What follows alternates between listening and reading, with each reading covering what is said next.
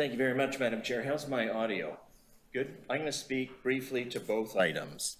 First, I just want to adequately introduce myself. I run a firm called Public Progress, and our job, we help municipalities and agencies to develop, finance, operate emergency, transitional, supportive, and affordable housing. And we do a lot of engagement work, community engagement work. We do some work for the city. We work for other municipalities as well. In 2017, we produced a report. You'll remember this, Mr. Deputy City Manager, called Engaging Communities in First Step Housing and Services. I'm going to leave a copy of that so you can take a look. And essentially what we said, this was really looking at how to deal with communities who are unhappy about respite sites or shelters, and you're going to hear from some today. And our recommendation is that we change the dynamic. So I'm going to leave that with you. I'm not going to spend a lot of time on it, but we really need a whole of Toronto approach to solving the issues of supporting vulnerable people and respite sites, warming centers, homeless services, emergency shelters. So I'm going to leave that with you. Maybe the clerk can distribute that. But there are three things that I want to share with you today. First is the reports that are in front of you, they deal with shelters, or what I call emergency services, a little bit in isolation. And I think if you write down one phrase from my presentation, it's this: we need to focus on from survive to thrive. From survive to thrive. This is not just about survival. It's about creating an environment where we're able to help people through trauma or crisis or housing loss or whatever the case may be, through the emergency services, the survival part, to thriving. Thriving through quality, safe, affordable housing, thriving through workplace or volunteering or relationships or health, dealing with health issues. So when you look at the capital plan, it's really a bricks and mortars approach that says we need to expand our footprint for this part of this. And on Thursday, you have your Planning and Housing Committee dealing with a backlog, frankly, of dozens and dozens of housing projects you can't get off the books. You can't get them started. These are connected from survive to thrive. So I need you to think about how you can build a system that is successful at getting people out of encampments through a very, very short period of survival services into thriving, quality, safe, affordable housing. One other point that I'd like to mention, I have two more. One is the idea of going from spending $250 a night for a hotel to $120 a night for a purpose-built survival bricks and mortar type shelter is good, because you can do better with actually less money, or you can do more with less money. So I'm supportive of that. But we can provide quality, safe, affordable housing for $35 per person per night. You're going to hear actually from some of the church groups that can provide emergency services for $50 per person per night, or $60 per person per night. So the idea of going from $250 to some other number is actually good. In other words, you have the money. I know you want the feds to provide more, but we are currently burning cash. And you can be redeploying that in a better way with quality supports, quality, safe, affordable housing, and that's what I'd like you to do. The last point that I'd like to make is this, and my former colleague Paula Fletcher's not here, hopefully she's listening, but I look around the table and I see that we were all former school trustees, right? So the next item on the agenda is about your winter response, and frankly, the inadequacy of it. Imagine if we were school trustees and we said, the schools are full. If you're a newcomer, you cannot come in. You have to sit on the sidewalk and wait for a space to be open. Or, if you're a newcomer from Ukraine, you can get into the class. If you're a newcomer from Uganda, you can wait on the sidewalk. We were trustees. Can you imagine ever saying to a family, you cannot come in? That's exactly what we're saying with our response to asylum seekers. That's exactly what we're saying to these newcomers. And I think we need to change the dynamic around how we respond to those folks who are sitting on the sidewalk. Thank you. Are there any questions of the speaker?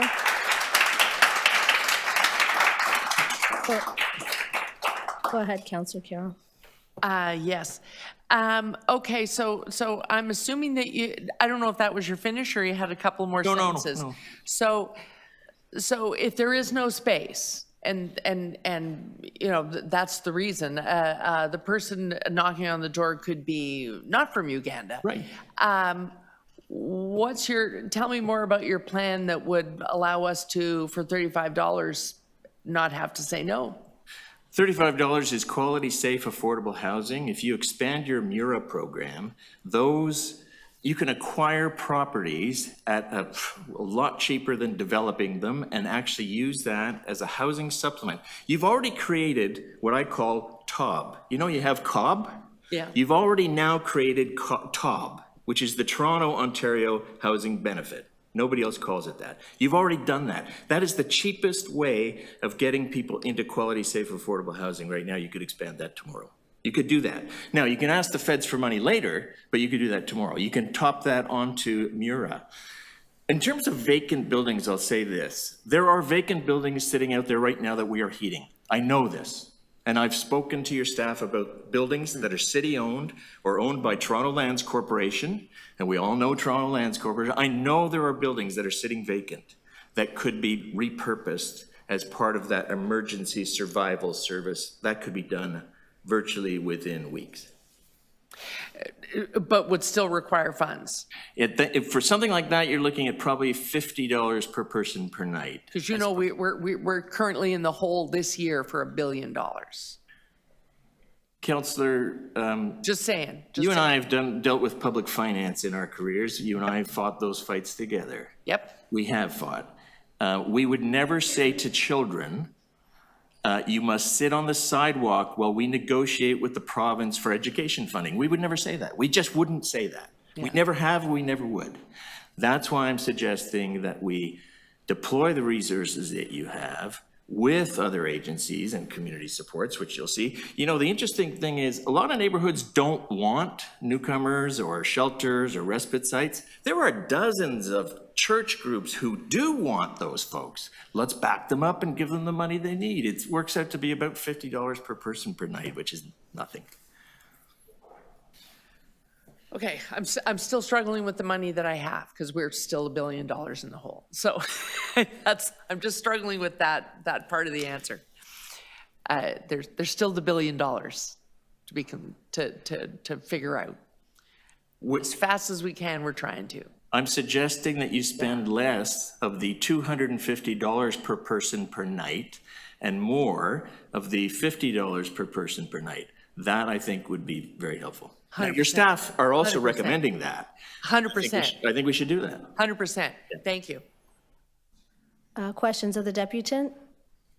Yeah, I just want to ask about, sorry, were you asking? Just the church model, that, what does that look like? There are different ways that churches can and should be involved. You're going to hear from some of them today. Some of them have physical assets where they could house people. Some of them have people who would support programming and services in other facilities.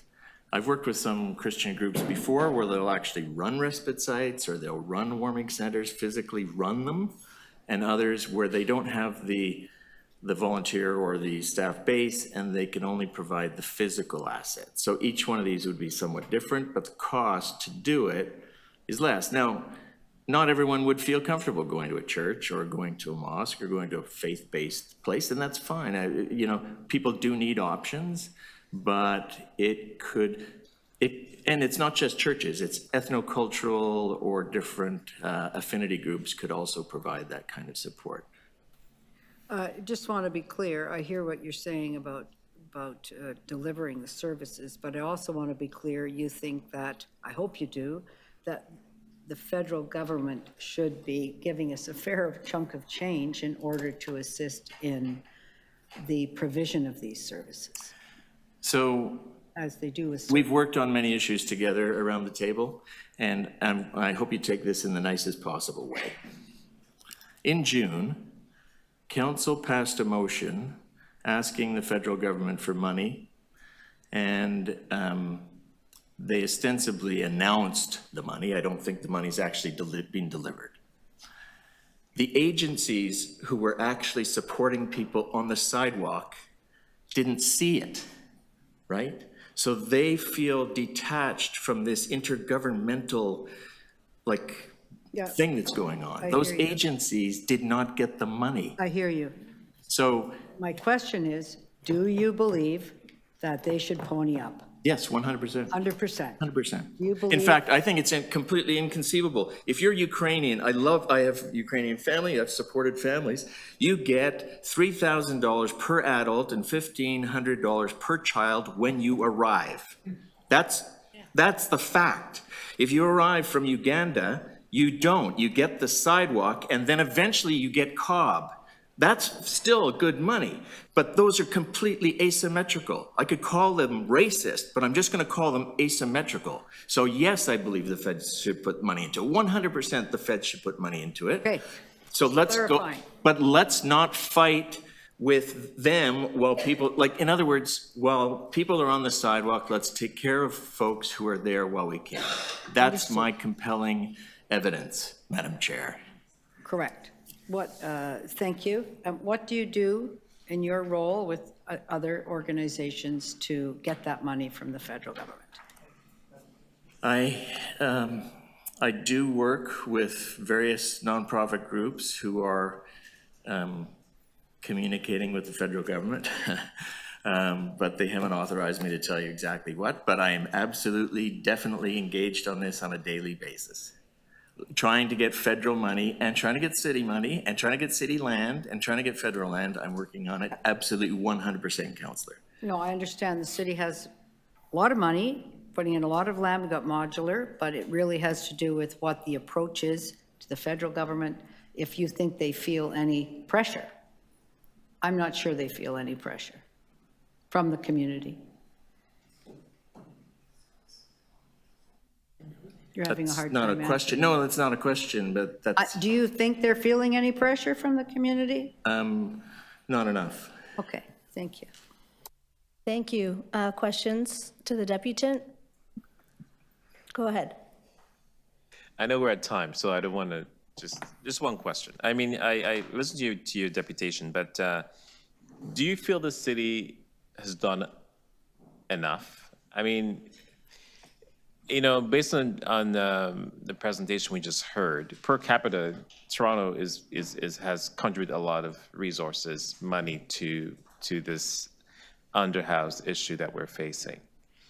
And even my own ward, the city actually purchased Bond Place Hotel and converted that into supportive housing. I've worked on the site, I know. it And very added well. an additional $53 million just Yeah, to actually, so again, That's I mean, good. we are doing as much as we can, and it doesn't seem to be enough. There's a question You're right. there. But one of the things that you haven't spoken about too is perhaps a regional strategy, because people are coming from outside the city because the resources are here. Can you comment Well, on those You know, items? in fairness, the city wants students from around the world. We just heard the tourism strategy. We want people from around the world. We want businesses from around the world. Of course, we're going to want newcomers, asylum seekers, refugees, and their families. Of course we should. Has the city done enough? No. Is the city doing a lot? Yes. We cannot stop. And I'm not saying you don't. The whole premise of this engaging first communities is not about you. I'm sorry, it's not about you. I know you feel defensive. It's about us, right? And allowing us and the church groups and the neighborhood groups to actually do more, not to fight respite sites and warming centers and shelters. That's anathema to me. They should be welcoming and supporting. So it's not about you, Councillor, it's about us. And we need to do more, not just the city corporation proper.